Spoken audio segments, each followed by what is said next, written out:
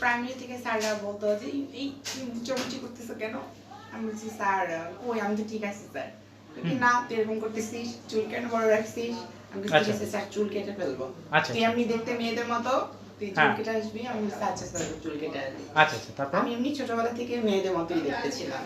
আচ্ছা, কথা আছে কিন্তু আমি তো নিজে ছেলে, পরে দেখেছি না আমি ছেলে, কিন্তু আমি যে কলম আছে কালি নেই, কিন্তু এটা আমি কাউকে বুঝাতে পারি। আচ্ছা আচ্ছা। তো এক পর্যায়ে যখন পর প্রাইমারি স্কুল আমার অনেক ভালোই কাটছে, স্যারদের থেকে লাঞ্ছিত হইনি। যেই আমি হাই স্কুলে উঠছি, ওঠার পর থেকে স্যারদের অনেক লাঞ্ছিত হয়েছি। কি ধরনের লাঞ্ছিত? লাঞ্ছিত স্যাররা বলছে আসসালামু আলাইকুম। দেশে এবং দেশের বাইরে যে যেখান থেকে আমাদের এই ভিডিওটি দেখছেন, সালাম শুভেচ্ছা জানাচ্ছি আমাদের ইউটিউব চ্যানেলের পক্ষ থেকে। সম্মানিত দর্শক শ্রোতা, আমরা বাংলাদেশের বিভিন্ন সম্প্রদায়ের লোকজনদেরকে নিয়ে প্রতিবেদন করে থাকি, বিভিন্ন সম্প্রদায়ের লোকজনের জীবনের গল্প তুলে ধরি। দর্শক, সেই সূত্র ধরে আজ আমরা এসেছি মানে হিজড়া সম্প্রদায়ের এক বোনের ইন্টারভিউ নেওয়ার জন্য। আমরা শুনবো তার জীবনের গল্পটা, সে কিভাবে এই সমাজে এসেছে বা তার বাল্যকালের কি ঘটেছে, সেই গল্পটা নিয়ে আমরা আপনাদের তার সামনে আজকে হাজির, এবং দর্শকদেরকে তার বিষয়টা আমরা তার জীবনে ঘটে যাওয়া সেই ঘটনার গুলা জানিয়ে দিতে যাচ্ছি। আসসালামু আলাইকুম। কি নাম আপনার? একটু জোরে কথা বলি। কেমন আছেন আপনি? আমি অনেক ভালো আছি। অনেক ভালো আছেন? হ্যাঁ, আপনাকে অনেক ভালো আছি। অনেক ভালো আছেন। আচ্ছা, এমনি আপনার ফ্যামিলিতে কে কে আছে? আপনি একদম আপনার ছোট্ট যখন ছোট ছিলেন তখনকার থেকে আপনার গল্পটা আমরা শুনতে চাচ্ছি। আমার ফ্যামিলিতে হচ্ছে আমরা 4 ভাই, এক বোন। আচ্ছা। তো সেখান থেকে আমারই প্রবলেমটাই, আমি এরকম। তো 4 ভাই এক বোনের মধ্যে আমি ছোটবেলার হিস্টোরি হচ্ছে, আমি এলাকায় আমি যখন স্কুলে পড়তাম, সবচেয়ে মজা লাগতো আমাকে স্যার একটু শাসন করতো অন্যরকম।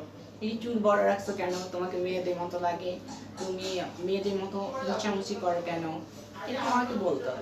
তো এক পর্যায়ে আমি স্যারকে বলতাম, স্যার কই আমি তো নিজে তো ঠিকই আছি স্যার, এভাবে বলতাম।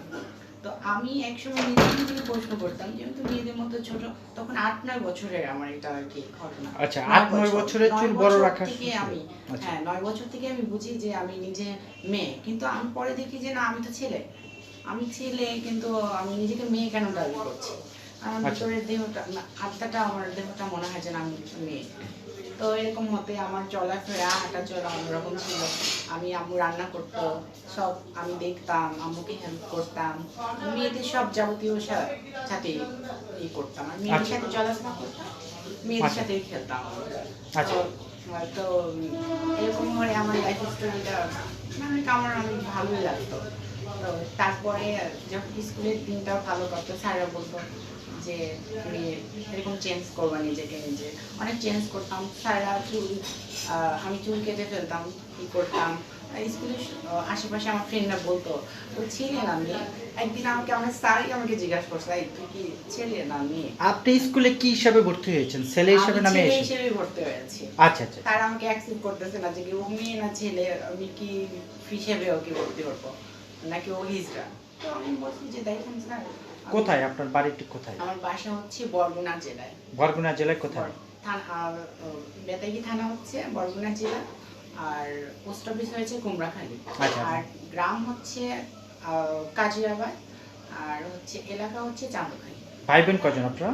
আমরা হচ্ছে আপনার 3 ভাই,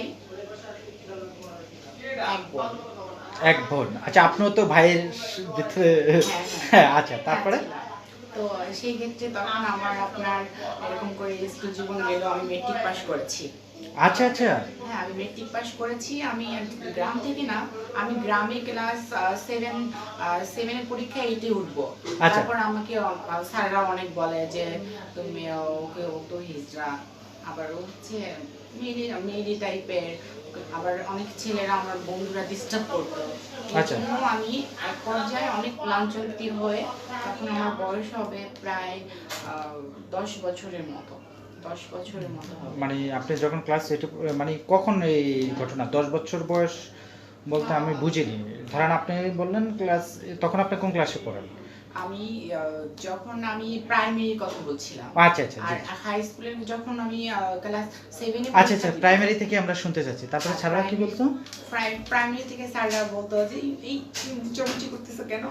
আমি বলছি স্যার কই, আমি তো ঠিক আছি স্যার। না তুই এরকম করতেছিস, চুল কেন বড় রাখছিস? আমি বলছি ঠিক আছে স্যার, চুল কেটে ফেলবো। আচ্ছা তুই এমনি দেখতে মেয়েদের মতো, তুই চুল কেটে আসবি। আমি বলছি আচ্ছা স্যার, চুল কেটে আসবি। আচ্ছা আচ্ছা, তারপর? আমি এমনি ছোটবেলা থেকে মেয়েদের মতোই দেখতে ছিলাম। আচ্ছা কথা আছে, কিন্তু আমি তো নিজে ছেলে, পরে দেখেছি না আমি ছেলে, কিন্তু আমি যে কলম আছে কালি নেই, কিন্তু এটা আমি কাউকে বুঝাতে পারি না। আচ্ছা আচ্ছা তো এক পর্যায়ে যখন পর প্রাইমারি স্কুল তো আমার অনেক ভালোই কাটছে, স্যারদের থেকে লাঞ্ছিত হইনি। যেই আমি হাই স্কুলে উঠছি, ওঠার পর থেকে স্যারদের অনেক লাঞ্ছিত হয়েছি। কি ধরনের লাঞ্ছিত? লাঞ্ছিত স্যাররা বলছে হাফলিরিস বলেও স্যাররা অনেক সময় কথা বলতো আমাকে। আচ্ছা। আবার বলতো তুই ছেলে না মেয়ে, তুই ছেলে হলে ছেলেদের মতো হয়ে তুমি থাকো, মেয়েদের মতো দেখতে অনেক ছেলেরা থাকে না, তত তুমি এরকম কেন করো, এই সেই অনেকভাবে আমাকে যা কমান্ড করতো, সেটা আমি অতটা করতাম না। স্যাররা বলে তো, স্যাররা তো বড়। স্যাররা কি একটা মজা করে বলছে নাকি সিরিয়াস বলতো? সিরিয়াসলি বলতো, আবার অনেক সময় মজা করে বলতো। আচ্ছা আচ্ছা, হ্যাঁ। তখন আর দু একদিন স্কুলে যদি না যেতাম, একটু হাই স্কুলে, তো তারপরে যখন আসতাম তখন স্যার মারতো। তারপর একজন স্যার ভালো ছিল, সে আমাকে আদর করতো। আচ্ছা, সে আমাকে অনেক আদর করতো, সে আমাকে অনেক বুঝাইতো, অন্যরকম জানতো। সে জানতো যে আমি তৃতীয় লিঙ্গের মানুষ। ও আচ্ছা আচ্ছা, সে বুঝতে পারছে, সে স্যার আপনার বুঝতে পেরেছে। বুঝতে পারছে, তো সে আমাকে অনেক ভালো জানতো, আদর করতো। তো সেই হিসেবে আমি এই করতাম, কিন্তু আমার ফ্রেন্ড সার্কেলদের জ্বালা যন্ত্রণায় আমি আর কি পড়তে পারিনি। মানে আমি জাস্ট আমি ক্লাস 7 থেকে পরীক্ষা দিব 8-এ, তখন পরীক্ষা দিয়ে আমি আর টিকতে পারিনি। কারণ পিছনের ঘটনা হচ্ছে, আমার ফ্রেন্ডরা আমার অনেক ডিস্টার্ব করতো। আচ্ছা, তুই ছেলে না মেয়ে, তোর সাথে একটু কথা বলবো, বা কি হয়েছে, আমার মনে হয় তুই মেয়ে, সে। আমি বলছি কেন, আমি ছেলে। কিন্তু আমি আমার মধ্যে যে তৃতীয় একটা লিঙ্গ হিসেবে জড়িত, সেটা আমি কাউকে বুঝতে দেইনি। এটা কি আপনার পরিবার কি জানতো বিষয়টা? আমার পরিবার, আমার মা জানতো, আমার বোন জানতো। আচ্ছা, বাবা জানতেন না? বাবা মারা গেছে আমার জন্মের 3 বছর পর থেকে। আচ্ছা আচ্ছা আচ্ছা, তারপর মানে পরিবারের লোকজন আপনার বিষয়টা? হ্যাঁ, এখানে আবার কথা আছে, আমার বাবা দ্বিতীয় বিয়ে করেছে আমার মাকে। আমার মাকে যখন বউ করে নিয়ে আসছে, তো আমার বাবা বাড়ি মার বাড়ি কাছাকাছি। আচ্ছা, তো তখন আমার অনেক গরিব অসহায় আমরা। তো যখন আমার মাকে আনছে দ্বিতীয় বিয়ে করে, আমার বড় মা মারা যাওয়ার পরে আমার মাকে বিয়ে করে আনছে বাবা। আচ্ছা, তখন বৃদ্ধই ছিল আমার বাবা। তো আমার আম্মা বাসায় কাজ করে, অনেক কষ্ট করে ইনকাম করে আমার আব্বুকে দেখতো। আচ্ছা, আমার আব্বু আমার মাকে অনেক ভালো করতো, কেয়ার করতো। আচ্ছা, এর মধ্যে আবার ঘটনা হয়েছে, আমার বোনরা আবার সৎ বোন আছে, তারা আবার 3 বোন, তাদের কোনো ভাই নেই।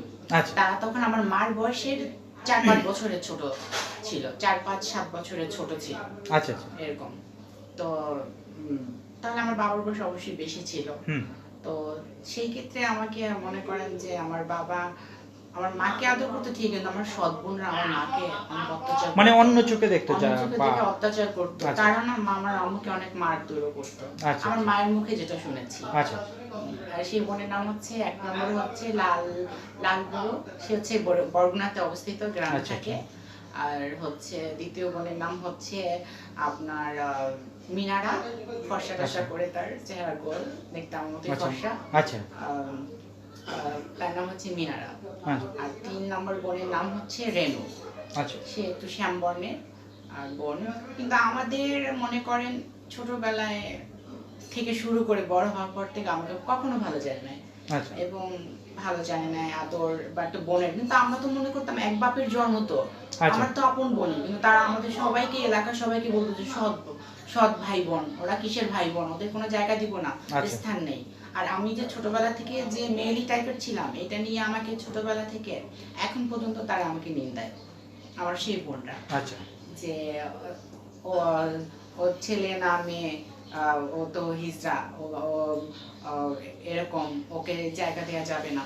হ্যাঁ, ওকে জায়গা দেওয়া যাবে না, ও ছেলে ছিল, জেন্ডার চেঞ্জ করছে বাইরে থেকে সার্জারি করে। আপনি তো তখন বাইরে যাননি?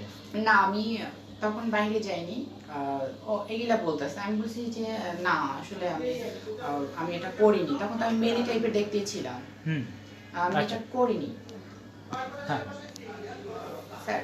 হ্যাঁ, আমি তারপর আমি তো তখন করিনি, তারা মনে করেছে যে আমি করেছি, কারণ আমি তখন তো আমার শরীরটা আস্তে মেয়েতে রূপান্তরিত, দেখতে মেয়েদের মতো আমি, ঠিক আছে, করিনি। আচ্ছা, তারপর হ্যাঁ বলেন আপনি। হ্যাঁ, তো আমি তো করিনি। তো আমার বোনরা অনেক বলছে যে ওরে ওরে জায়গা জমির কোনো ভাগ দেয়া যাবে না, ও এরকম, ঠিক আছে। তো অনেক অত্যাচার সহ্য করে হ্যাঁ তারপরে দেখি বোনরা বলে ওরে কোনো জায়গা জমি ভাগ দেয়া যাবে না, শুধু ওরা 3টা ভাইয়ের মধ্যে বড় ভাই যে তাকে একটু থাকার স্থান দেয়া যাবে, আর তাকে একটু থাকার স্থান দেয়া যাবে, আর আর যে 2জন আছে 2জনকে কাউকে দিব না আমরা। আমার আগের ঘরে বোনরা বলতেছে, এখানে আবার স্যার এমন পলিটিক্স করছে, মানে সিনেমাকেও হার মানাবে। আমার সৎ বোনেরা যে এমন কাজ করছে, আমার বাবা বৃদ্ধ হওয়ার যখন আমার মাকে বিয়ে করে আনছে, তারপরই সম্পত্তি আমার বাবাকে কাছে এনে ভুলায় ভুলায় সব লিখে নিছে, সব লিখে নেয় নাই, আমার বোনরা 3 বোন। আচ্ছা আচ্ছা, আগের ঘরে 3 বোন, সব লিখে নেয় না, বাইরের যে জমিগুলি ওইসব জমিগুলো সব লিখে নিছে, শুধু থাকার স্থানটুকু লিখে নেয়নি। আচ্ছা, সেখানে আমরা অবস্থিত ছিলাম। তো লিখে নিছে, নেওয়ার পরে তখন তো তাদের হাতে সব ক্ষমতা। তারপর থেকে বলতেছে, যখন আমরা বড় হয়েছি আমাকে বলে যেরকম তুই তো হিজড়া, তো তোরে তো কোনো জায়গা জমি তোর কাগজে উঠবে না, তোকে তো দেয়া যাবে না। আচ্ছা, আশ্চর্য, আমার দেয়া যাবে না কেন? আমার সেই ছেলে নামিয়ে দিবা, আমি তো ছেলেই। এখন দেখো, তখন আমার বয়স হচ্ছে আপনার কত 10 হবে এরকম। আচ্ছা, তারপরে তখন এরকম কথা বলতাম। যখন ফ্যামিলি হিস্ট্রি পড়ে আপনি যখন প্রাইমারি থেকে হাই স্কুলে গেলেন বা ক্লাস 7 পর্যন্ত পড়লেন বললেন, এরপরে কি ঘটেছে সেটা বলুন। এরপর থেকে আমি ঢাকায় চলে আসছি ফ্রেন্ডের ডিস্টার্বে। মানে ফ্রেন্ডের ডিস্টার্ব বলতে আপনাকে কি ধরনের ডিস্টার্ব করতো? আমি মেয়েদের সাথে কেন বেশি কথা বলতাম, আচ্ছা, আমি মেয়েদের মতো দেখতে, তাই বলে মেয়েদের সাথে কেন কথা বলবো এত বেশি, আর তার তুই তো মেয়েই। আমি বলছি তাহলে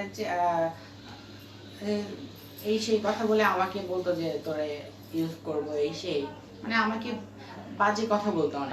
কেন? আমি তো ছেলে, আমাকে তুমি এটা কেন করবা? আমি স্যারের কাছে বলবো। আমি স্যারের কাছে একসময় বলছি, স্যার আমাকে এরকম এরকম কমেন্ট করে, আমাকে বলে লাভ ইউ, তোর সাথে প্রেম করবো, এই সেই বলে। স্যার আমি যেরকমই হই না, আমি একটু মেলি টাইপের বা আমার যাই সমস্যা হোক না কেন, আমি তো একটা মানুষ স্যার, আমি তো এখন পড়াশোনা করতে আসছি স্যার, আমি তো এইসব করতে আসিনি স্যার। আচ্ছা, তো এই তারপরে এগুলা করার পরে স্যার বলছে তুমি নিজে ঠিক যাবো, ঠিক দেখো তুমি ঠিক হও। এগুলো অনেক কিছু দেখার পরে, অনেক কিছু শোনার পরে নিজে অনেক কষ্টে, আরো সব বোনের অত্যাচার ছিল। তারপরে মানে আপনার বলতেছেন আপনার যারা ওখানকার ফ্রেন্ড সার্কেল ছিল এবং মানে আপনার মানে পরিবার বলতে যেমন আপনার বাবার সেই আগের সন্তানেরা বা এলাকার মানে বিভিন্ন জনে আপনাকে ইমোশন বা বিভিন্নভাবে তারা নির্যাতন বলেন বা যেটাই বলেন না কেন এই ধরনের দিচ্ছে, এগুলো আপনি না করে তারপরে ঢাকা চলে আসছেন। ঢাকা কিভাবে কার সাথে আসছেন? ঢাকায় আসছি আমার ফ্যামিলির সাথে। মানে আপনার মা ফ্যামিলির সাথে, আমার মায়ের সাথে আসছি। মাকে বলছি মা আমি তো ক্লাস 7 এ পরীক্ষা দিছি, আমাকে তুমি ঢাকা মগবাজার চেয়ারম্যান বলে আছে, তো ওইখানে আমাকে 7 থেকে আবার ভর্তি করে দাও, এখন মেট্রিক পাসটা করতে পারে কিনা, একটা জব করতে পারবো, তারপরে চাকরি করতে পারবো। তো বলার পরে মা বলছে কি ঠিক আছে তাই করবো, তোকে গ্রামে রাখবো না, এরকম বিভিন্ন মানুষের বিভিন্ন। আচ্ছা, আপনার পরিবারের সহকারে ঢাকা মগবাজার চলে আসছেন? হ্যাঁ, পরে সহকারে আমরা সবাই ঢাকায় চলে আসছি। আচ্ছা, এই হচ্ছে ঢাকায় আসার পরে আমি আবার স্কুলে ভর্তি হলাম। হাই স্কুলে হওয়ার পরে কোন স্কুলে ভর্তি হয়েছেন? হয়েছে আপনার লান্স মডেল সিনেমুকুল স্কুল। কোথায় এটা? এটা হচ্ছে আপনার চেয়ারম্যানগুলি স্কুল এন্ড কলেজ। হ্যাঁ, আচ্ছা, স্কুল এন্ড কলেজ। হ্যাঁ, তারপর হওয়ার পরে আমি আবার সেই ইসে পরীক্ষা দিলাম, 7 এ ভর্তি হলাম। আচ্ছা, 7 এ ভর্তি হয়ে আবার সেখানে পড়াশোনা করলাম। সেখানেও সে একই রকম, কিন্তু বিহেভ খারাপ ওরকম পাইনি, একই রকম দুষ্টমি আমাকে নিয়ে লাঞ্চ হতে ওরকম হতে হয়েছে। তো মানে ছেলে হিসেবে অনেক কষ্টে আমি পরীক্ষা দিয়েছি, মেট্রিক পাস করেছি। এখানে কি আপনার যে অ্যাকচুয়ালি এখানে আপনাদের যে মগবাজার যখন যে স্কুলে ভর্তি হয়েছেন তখন আপনার টিচারদের কি সহযোগিতা পেয়েছেন? হ্যাঁ, টিচারদের সহযোগিতা পেয়েছি। আর আমার একজন স্যার ছিল, তার নাম ছিল দেলোয়ার স্যার। সে মগবাজারে যখন ছিল, সে মারা গেছে। সে আমাকে অনেক ভালো আদর করতো, অনেক মনোযোগ সহকারে আমাকে পড়াতো। মানে এখানে আপনার টিচারদের সহযোগিতা পেয়েছে, ডিফারেন্ট ভেবে আমাকে সবাইকে পড়াতো, ঠিক আছে, কিন্তু সবাই যেটা আমাকে অবহেলিত করতো, সবাইকে বলতো ওকে কিছু বলবা না, এরকম টাইপের হয়েছে, তাদেরকে কিছু বলবা না, দরকার ওর সাথে মিশবা না, ভালো মন্দ কথা বললে বলবা, তাছাড়া ওর সাথে শুনি না যে নেক্সট ডে তোমরা এরকম ফান করছো। আচ্ছা আচ্ছা, বলছে যে না, আচ্ছা ঠিক আছে। তারপরে আমি আমার কষ্টে পড়াশোনা করে আমি মেট্রিক পাস করলাম। আচ্ছা, সম্মানিত দর্শক শ্রোতা, আপনারা শুনলেন। তখন আপনার নাম ছিল কি? তখন আমার নাম ছিল সোহেল। সোহেল। সার্টিফিকেটে কি নাম? হ্যাঁ, সোহেল। সোহেল। আচ্ছা, সার্টিফিকেটে এখন বর্তমানে নাম তো সোহেল না আমার। মানে আপনি মেট্রিক পাস করেছেন তখন কি সার্টিফিকেটে এই নাম দিয়েছেন? হ্যাঁ হ্যাঁ, এই নাম। সম্মানিত দর্শক শ্রোতা, আপনারা শুনলেন তার জীবনের হয়তো যে ঘটনাটা, ফ্যামিলি থেকে কিভাবে সে চলে এসেছেন। কিন্তু একটা জিনিস কি আপনারা লক্ষ্য করেছেন, যতটা মানুষে তাকে নিয়ে নিন্দা বা যেটাই করুক না কেন, কিন্তু তিনি কিন্তু তার লেখাপড়াটা ছাড়েননি। তিনি কিন্তু লেখাপড়া করেছেন এবং এসএসসি পাস করেছেন। সেটা হয়তো গ্রামে করতে পারেনি, ঢাকায় এসে করেছেন। এরপরে কি ঘটেছিল তারপরের পর্ব আমরা সেই ঘটনাগুলো শুনবো। দর্শক ভালো থাকুন, সুস্থ থাকুন, আল্লাহ হাফেজ, আসসালামু আলাইকুম।